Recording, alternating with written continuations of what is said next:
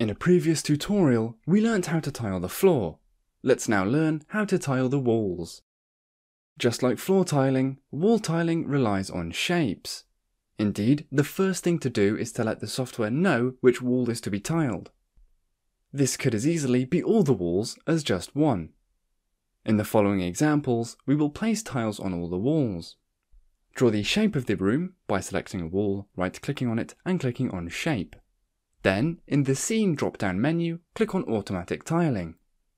Note that a shortcut button for this exists and can be added to your toolbar. On that topic, make sure to check out our Personalizing Your Toolbar tutorial. A window will open that lets you choose and implement your wall tiling. In parallel, we will use the standard @nonprice tile catalog. Let's choose the wall tile we want to work with. At this stage, we can change the dimensions of the tiles, for example, to 400 by 200. Then drag the tile into the blank line like this. The software then takes some of the known information and tells us other information, namely, the name of the chosen tile, which corresponds to its colour, its dimensions, width and height, from where the first row of tiles will start, here from 0, since this is the first step in the tiling, but for a kitchen splashback for example, you can enter a starting height. How high up the wall the tiling goes. By default, the software uses the height of the wall, but you can specify an end height, i.e. the maximum height to be tiled. The reference chosen for the placement, i.e. from the bottom up or from the top down. The total height of this type of tiling.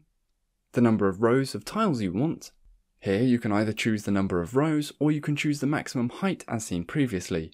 For our example, let's put in 6 rows.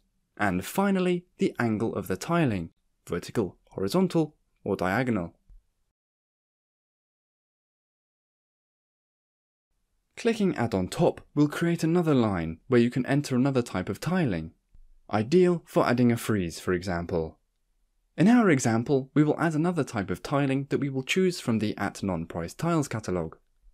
Let's modify the dimensions, then drag it into the window of automatic tile placement.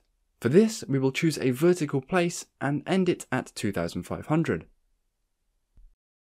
We have now created 2 different lines, one for each type of tile. We can now click on Place and look at the results. You will notice that the software has automatically managed the cutouts of the doors and windows.